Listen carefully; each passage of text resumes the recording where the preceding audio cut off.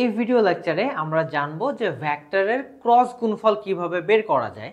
So এটা বোঝার জন্য আমি আবার একটা এক্সাম্পল নিয়ে নিচ্ছি যে প্রশ্নের মধ্যে এমন হতে পারে যে ভেক্টরের ক্রস গুণফল বের করার জন্য বা যেটাকে আমরা বলতেছি ক্রস গুণন, এই ক্রস গুণন করার জন্য আমাদেরকে এক্সাম্পলের মধ্যে এমন হতে পারে যে দুইটা ভেক্টরের মান দিয়ে দিছে এবং মধ্যবর্তী কোণ দিয়ে দিছে, এটাও হতে পারে।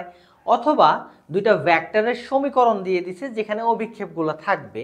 এমন হতে পারে যে একটা ভেক্টর হচ্ছে এ ভেক্টরের জন্য আমাকে দিয়ে দিছে তার অভিক্ষেপগুলো লাইক এরকম যে a x I plus a y j, তারপরে হচ্ছে প্লাস এ জেড কে, এভাবে একটা ভেক্টরের অভিক্ষেপগুলো দিয়ে দিয়েছে। এবং আরেকটা ভেক্টর ধরে নিলাম বি ভেক্টর, তার জন্য একটা সমীকরণ হচ্ছে B X I plus B Y J plus এমন হতে পারে যে বি জেড কে।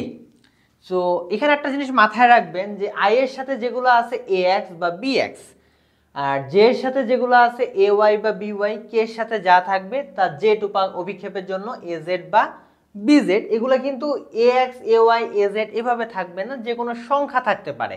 আপনার সূত্রের ফর্মুলার স্বার্থে আমরা ধরে নিব আই এর সাথে যে আছে যে সংখ্যাটাই থাকবে সেটাই এ এক্স বা বি এক্স, জে এর সাথে যেটা থাকবে এ সমীকরণের জন্য অবশ্যই এ ওয়াই ধরে নিব সেটাকে, আর বি ভেক্টরের জন্য ধরে নেব কি বি ওয়াই, যে সাথে যেটা থাকবে। সো এইভাবে চিন্তা করব আমরা, ঠিক আছে। এখন এমনও হতে পারে যে দুইটা ভেক্টরের মধ্যবর্তী কোণও দিয়ে দেওয়া আছে, যে এ ভেক্টর ও বি ভেক্টর এর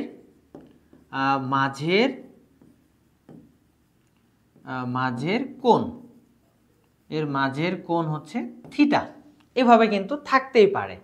সো এরকম যদি থাকে, এরকম যদি কোনো প্রশ্ন থাকে, তাহলে আমরা তার যে গুণফলটা আছে সেটা কিভাবে নির্ণয় করতে পারি একটু দেখি।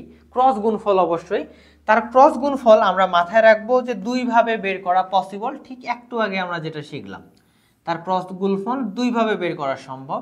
একটা হচ্ছে a cross b equal to a b sine theta, এবং মাঝখানে তারপরে একটা এন একক ভেক্টর দিয়ে দিব, অর্থাৎ এ ভেক্টরের মান গুণন বি ভেক্টরের মান গুণন তাদের মধ্যবর্তী কোণের সাইন গুণ করে, এবং শেষে কি করছি তার দিক প্রকাশের জন্য একটা একক ভেক্টর ব্যবহার করছি। সেই ফর্মুলাটা ব্যবহার করেও তার কি করতে পারবো, ক্রস গুণফল বের করতে পারবো। আর আরেকটা ওয়ে হচ্ছে, এক্ষেত্রে আপনাকে একটা কাজ করতে হবে। কাজটা হচ্ছে আপনাকে ক্রস গুণফল করার জন্য সবার প্রথমে একক ভেক্টরগুলো সুন্দরভাবে উপরে লিখতে হবে। একটু ভালোভাবে এটা মনোযোগ দিয়ে দেখি যে সবার প্রথমে তাদের যে একক ভেক্টরগুলো, একটা কি ছিল আই, একটা কি ছিল জে, আরেকটা কি ছিল কে, এই একক ভেক্টরগুলো আমাদেরকে উপরে লিখতে হবে এভাবে। তারপরে আই এর পাশে যে জিনিসগুলো ছিল কি কি ছিল, এ এক্স আর বি এক্স, আপনি আই এর নিচে সেগুলো লিখবেন, ঠিক আছে, মনে রাখতে হবে এগুলো। এখানে কি লিখবো, এ এক্স, আরেকটা কি হচ্ছে বি এক্স, যের সাথে কি আছে খেয়াল করি এখানে এ ওয়াই বি ওয়াই, তাহলে এ ওয়াইটাকে উপরে লিখলাম, তার নিচে কি লিখলাম, দ্বিতীয় সমীকরণে ছিল বি ওয়াই। কে এর সাথে কি ছিল এ জেড বি জেড, তাহলে উপরে লিখবো এ জেড, নিচে লিখবো বি জেড। এইভাবে সুন্দর করে আগে সাজায় নিব। সাজায় নেওয়ার পরে আমরা যে কাজটা করব একটু মনোযোগ সহকারে শুনি আগে এটা দেখেন।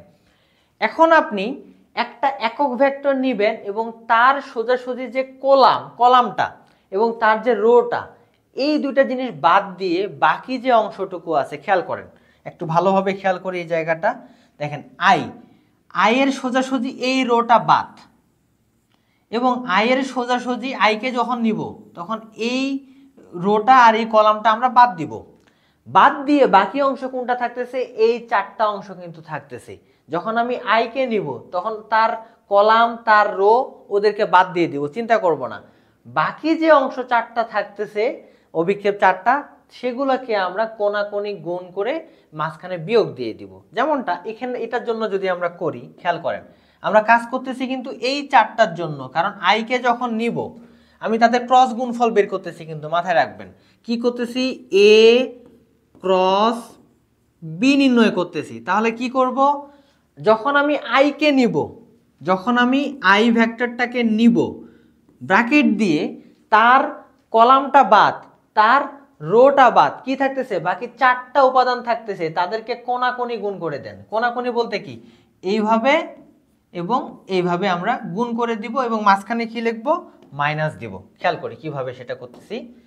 তাহলে ওইভাবে যদি করি, এ ওয়াই গুণন এ ওয়াই গুণন এটার সাথে এটা কত হবে, বি জেড, এ ওয়াই গুণন বি জেড মাইনাস এটা করব মাইনাস এ জেড গুণন বি ওয়াই। খেয়াল করেন, এ জেড গুণন B Y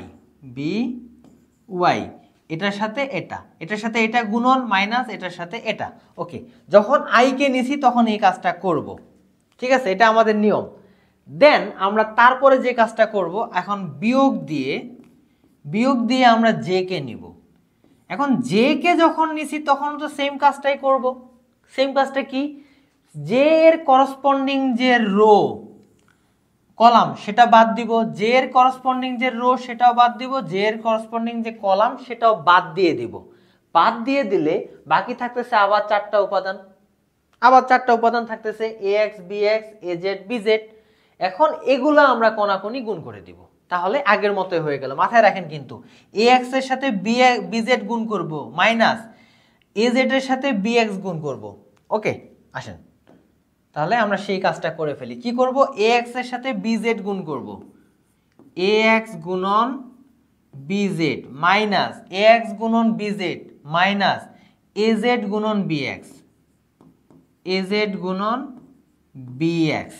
very good. Then আবার প্লাস দিয়ে আই কে নিছি, জে কে নিছি, এবার কাকে নিব, কে ভেক্টরটাকে নিব, একক ভেক্টরটাকে নিব। তাহলে কে একক ভেক্টরটাকে যখন নিব তখন একইভাবে তার করসপন্ডিং কলামটাকে আমরা চিন্তা করব না, তার করসপন্ডিং রোটাকে আমরা চিন্তা করব না, না করে বাকি যে 4টা উপাদান থাকবে তাদের মধ্যে আবার কোনাকুনি গুণ করে দিব। তাহলে কি হবে, এ এক্স গুণন B Y minus A Y গুণন বি এক্স। সো সেম কাজটা আবার হবে। খেয়াল করেন এই পাশে 4টা উপাদানের জন্য, এই 4টা উপাদানের জন্য কিন্তু, তাহলে কি হচ্ছে, এ এক্স গুণন B Y minus A Y গুণন বি এক্স। এই যে ফর্মুলাটা আমরা পাইলাম, এই পাশের যে ফর্মুলাটা পাইলাম, এই ফর্মুলাটা ব্যবহার করে আমরা কি করতে পারবো, আমাদের যে ক্রস গুণফল, এই ক্রস গুণফলের মান বের করতে পারবো, খুব সহজেই বের করতে পারবো। সো এরকম এক্সাম্পল কয়েকটা প্র্যাকটিস করলে আপনাদের আরো অনেক বেশি ইজি মনে হবে এই ডট গুণফল এবং ক্রস গুণফলের বিষয়টা। সো আশা করি আপনারা বুঝতে পারছেন কিভাবে ডট গুণফলের মান বের করা যায় অথবা কিভাবে ক্রস গুণনের মান বের করা যায়। সো এই বিষয়গুলো আশা করি আপনাদের ক্লিয়ার হয়ে গেছে।